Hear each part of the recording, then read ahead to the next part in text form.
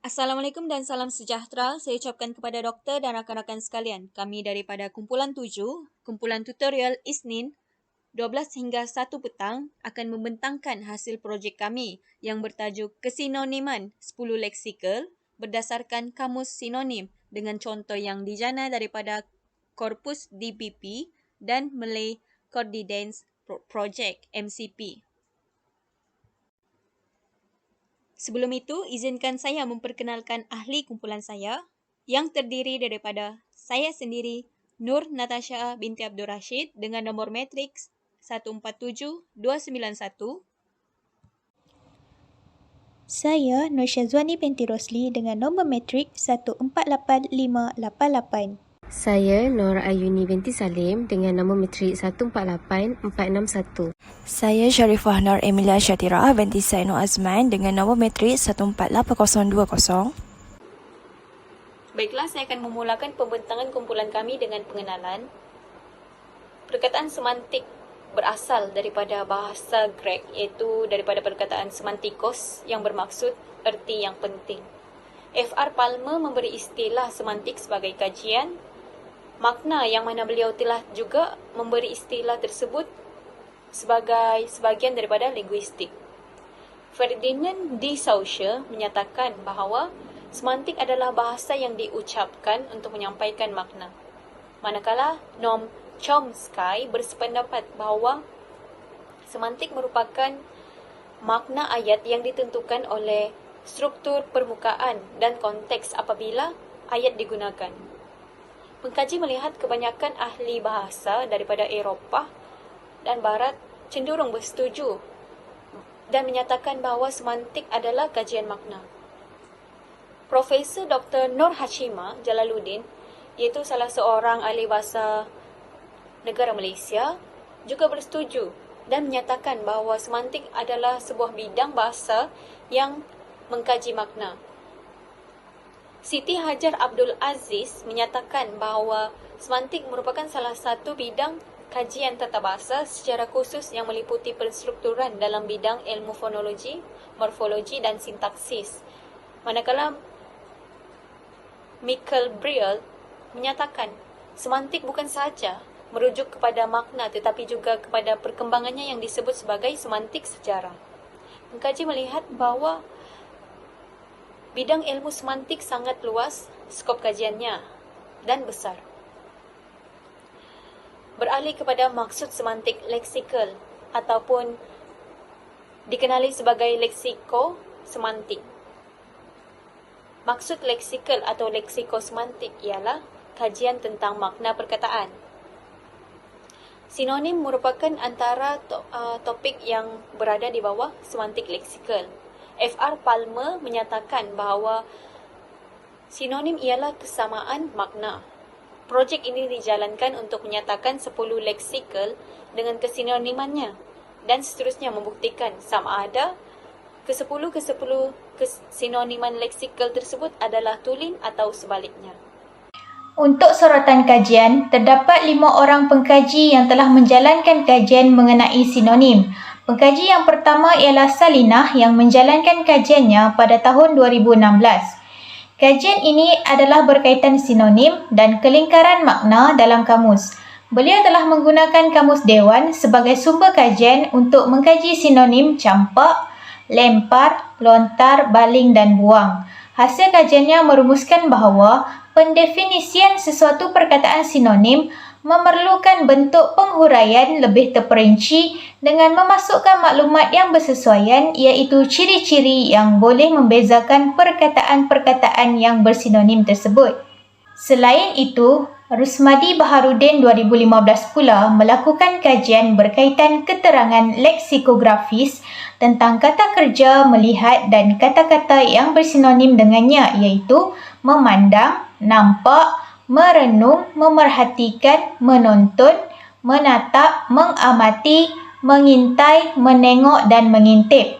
Dapatan kajian bagi makna teras, kata kerja melihat menunjukkan bermacam pola penggunaan. Perbezaan sinonim bagi kata kerja melihat menunjukkan bahawa terdapat beberapa perkataan yang dikategorikan sebagai bersinonim dengan kata kerja yang mempunyai unsur-unsur semantik yang berlainan. Di samping itu, Hui Chin 2009 turut mengemukakan satu kajian berkaitan sinonim bahasa Melayu dari aspek leksikografi untuk melihat penggunaan sinonim dalam Kamus Bahasa Melayu. Seterusnya, Nur Hashimah Jalaluddin 2001 juga dalam kajiannya yang berkaitan masalah kelingkaran makna bagi sesuatu kata yang terkandung di dalam kamus mengatakan bahawa masalah yang timbul kerana kaedah pendefinisian yang dilakukan oleh sesebuah kamus.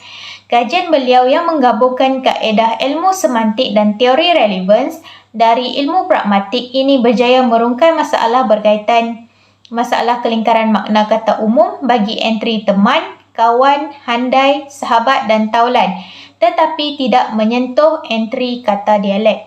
Akhir sekali, Harimuti 2003 dalam kajiannya yang bertajuk Kamus sebagai Dokumentasi Bahasa menghuraikan bahawa sesebuah kamus itu perlu mengandungi keterangan entry dan dapat mendefinisikan makna entry tersebut secara tuntas. Antara contoh yang diberikan adalah tentang kata perempuan atau wanita.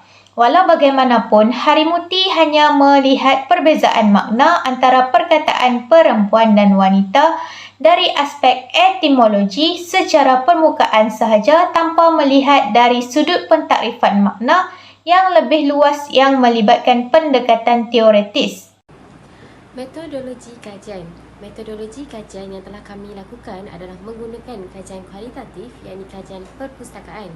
Bahan yang digunakan adalah bahan bercetak dan bukan bercetak, iaitu sumber rujukan daripada buku dan tesis bagi bahan bercetak, manakala artikel-artikel kajian lepas adalah bahan bukan bercetak. Kumpulan kami telah memilih 10 leksikal untuk melihat kesinoniman leksikal tersebut. Leksikal yang pertama ialah leksikal pengasas. Leksikal pengasas sinonim dengan leksikal pelopor yang bermaksud orang yang mula-mula mengusahakan sesuatu. Definisi tersebut telah kami ambil melalui kamus sinonim dan antonim daya.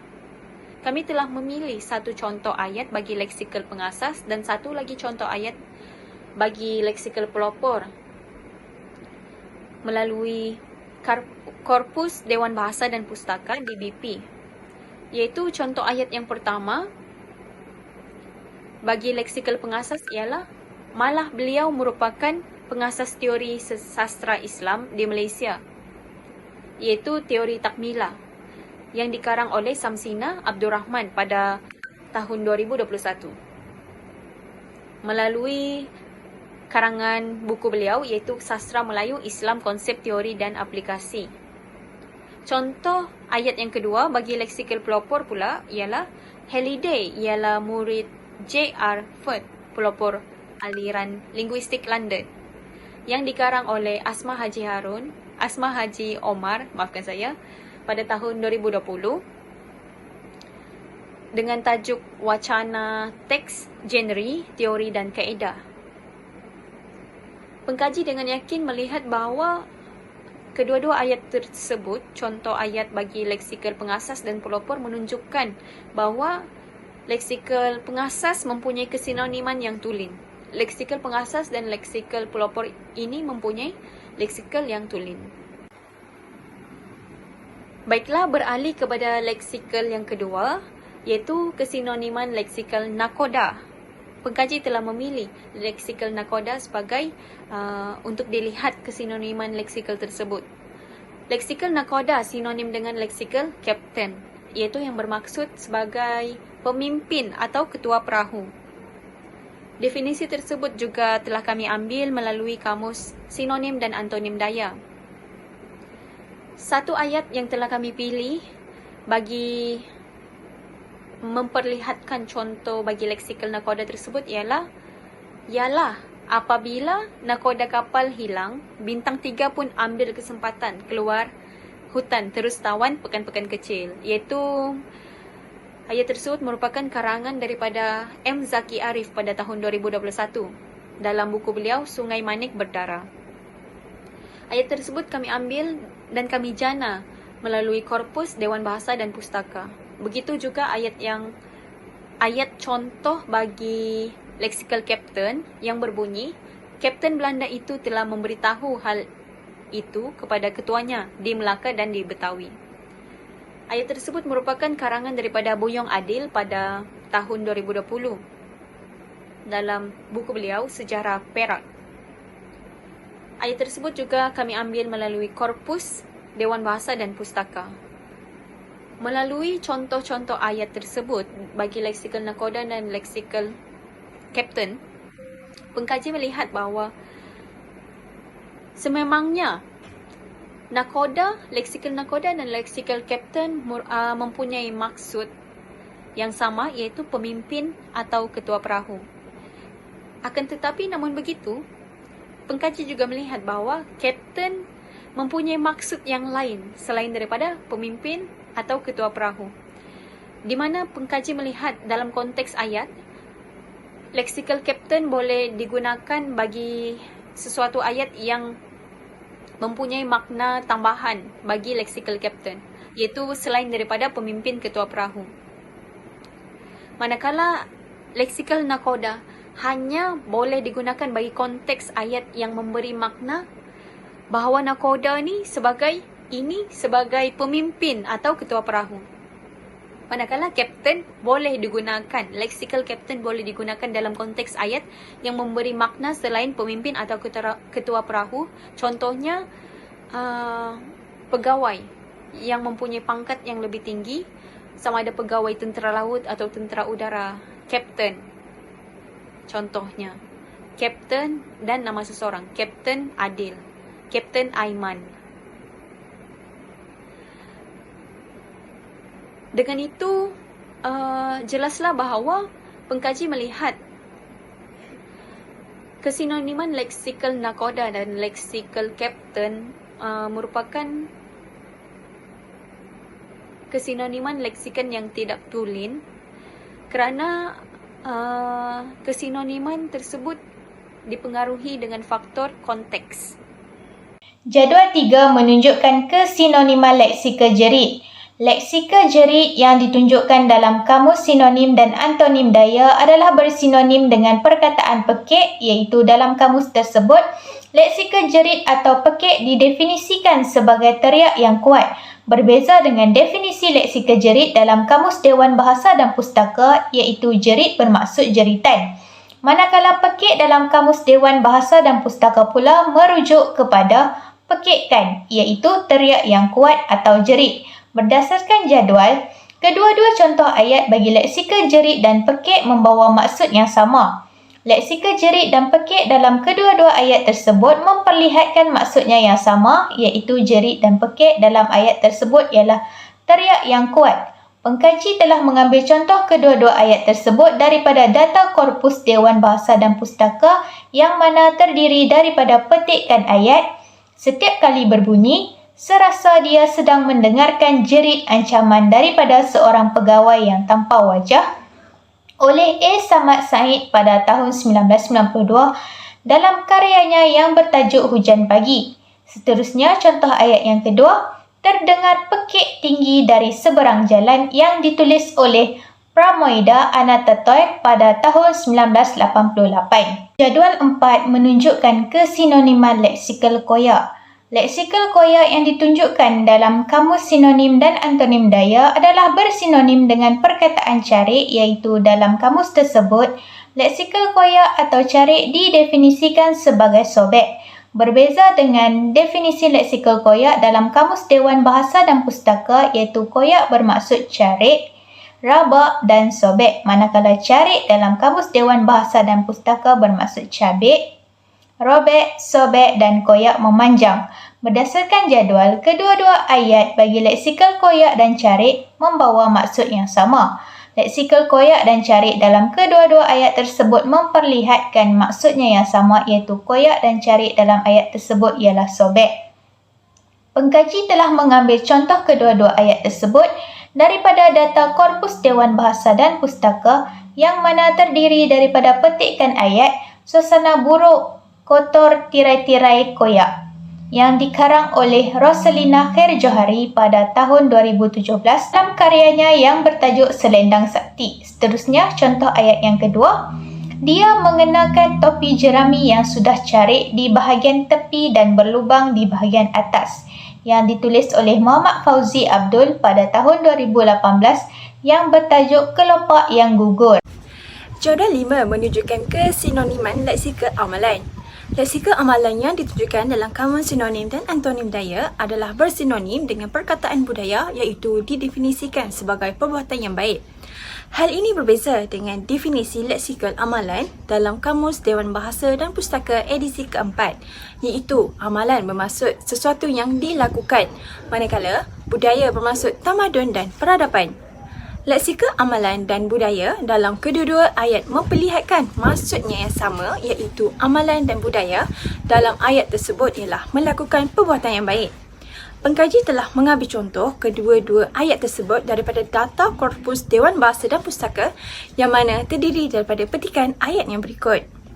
Kerja-kerja pembersihan merupakan amalan yang perlu dibuat sepanjang masa yang dikarang oleh Yusuf Hamali Ahmad, Muhammad Arif Omar dan Wan Zahari Muhammad pada tahun 1990 dalam karya mereka yang bertajuk Pertanakan Secara Fi'lat. Seterusnya, contoh ayat kedua. Pada masa ini, budaya menghormati guru semakin kurang dan luntur yang dikarang oleh Aminuddin Mansur pada tahun 2016 dalam karyanya yang bertajuk Guru Pembina Negara Bangsa.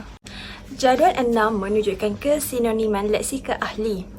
Leksika ahli dalam kamus sinonim dan antonim daya adalah bersinonim dengan anggota, iaitu didefinisikan sebagai orang yang turut serta dalam sesuatu pertubuhan.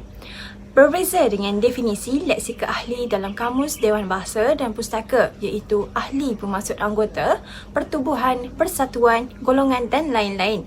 Manakala anggota bermaksud ahli sesuatu pasukan, pertubuhan, golongan dan lain-lain. Berdasarkan jadual ini, kedua-dua contoh ayat bagi leksika ahli dan anggota membawa maksud yang sama, iaitu orang yang turut serta dalam sesuatu pertubuhan. Pengkaji telah mengambil contoh kedua-dua ayat tersebut daripada data korpus Dewan Bahasa dan Pustaka yang mana terdiri daripada petikan ayat yang berikut. Hingga ada ketika ahli jawatan kuasa menganggap dia sebagai seorang kaki tentang yang dikarang oleh A. Kardi Ahmad pada tahun 1995 dalam karyanya yang berjudul Di Bawah Penahan Matahari. Seterusnya, contoh ayat kedua. Ini memperluas pengetahuan, pandangan dan nilai anggota masyarakat yang dikarang oleh Wan Abdul Kadir Wan Yusof pada tahun 1988 dalam karyanya Budaya Popular dalam Masyarakat Melayu Bandaran. Jadual 7 menunjukkan kesinoniman leksika binatang. Leksika binatang yang ditunjukkan dalam kamus sinonim dan antonim daya adalah bersinonim dengan perkataan haiwan, iaitu didefinisikan sebagai makhluk yang bernyawa dan tidak berakal. Berbeza dengan definisi leksika binatang dalam Kamus Dewan Bahasa dan Pustaka edisi keempat, iaitu binatang bermaksud makhluk yang bernyawa dan tidak berakal, manakala haiwan bermaksud makhluk iaitu manusia dan binatang yang bernyawa. Berdasarkan jadual ini, kedua-dua ayat bagi leksika binatang dan haiwan membawa maksud yang sama, iaitu binatang dan haiwan dalam ayat tersebut ialah makhluk yang bernyawa dan tidak berakal. Oleh itu, pengkaji telah mengambil contoh kedua-dua ayat tersebut daripada data korpus Dewan Bahasa dan Pustaka yang mana terdiri daripada petikan ayat yang berikut.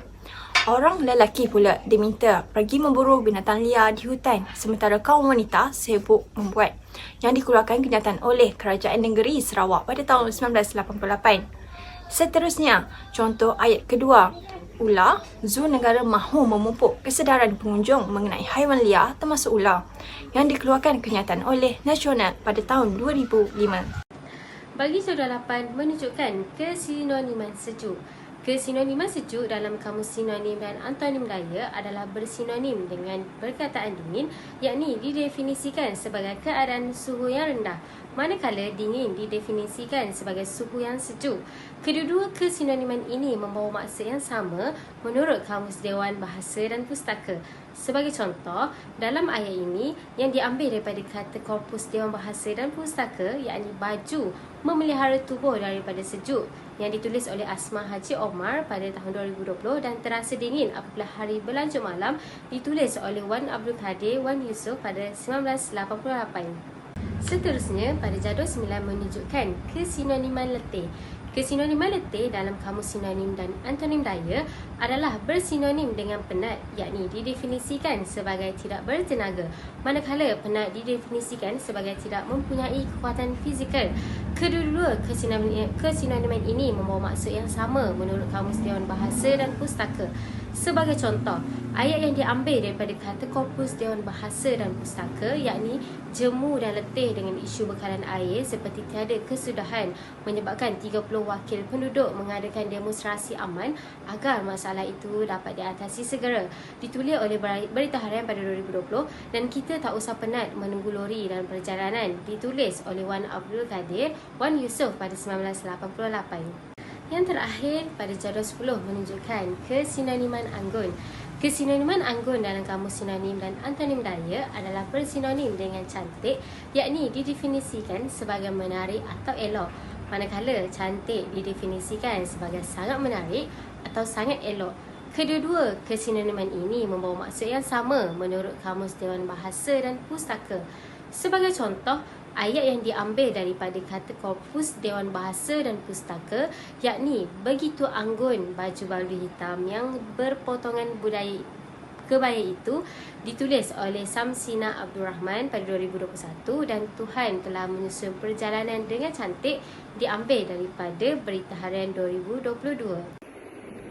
Akhir kalam, tidak disangkal lagi bahawa banyak leksikal yang mempunyai makna atau erti yang sama antara satu sama lain. Namun begitu, dalam kajian ini juga pengkaji telah mengenal pasti terdapat beberapa leksikal yang mempunyai sinonim dengan makna yang sama tetapi mempunyai makna tambahan, yang mana makna tambahan tersebut pada sesuatu leksikal itu maupun leksikal yang bersinonim dengannya mempunyai maksud lain yang boleh diertikan bagi leksikal itu. Hal ini pengkaji telah melihat hal ini adalah disebabkan oleh faktor konteks. Sesetengah leksikal itu digunakan dalam ayat dengan mengikut maknanya tersendiri yang lebih khusus dan spesifik. Faktor konteks ini sememangnya memerlukan makna leksikal yang sesuai dengan konteks ayat yang ingin dibina. Biarpun kedua-dua leksikal ini mempunyai kesinoniman, tetapi boleh sahaja satu daripada dua leksikal itu mempunyai makna tambahan yang lain yang boleh digunakan bagi mengikut konteks ayat yang sesuai dalam sesuatu ayat yang dibina berdasarkan makna yang khusus. Berikut merupakan rujukan yang telah kami gunakan dalam menghasilkan dan menjayakan projek tersebut. Itu sahaja dari kumpulan kami. Sekian, terima kasih.